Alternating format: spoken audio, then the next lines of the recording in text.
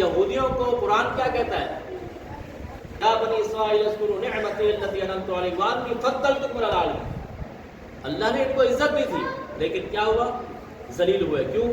قرآن کہتا ہے ضربت علیہم الذلہ والمسکنہ وباؤوا بغضب من اللہ، اللہ تعالیٰ نے ان پر ذلت مسلط کر دی گئی ہے۔ کیوں کر دی مسلط؟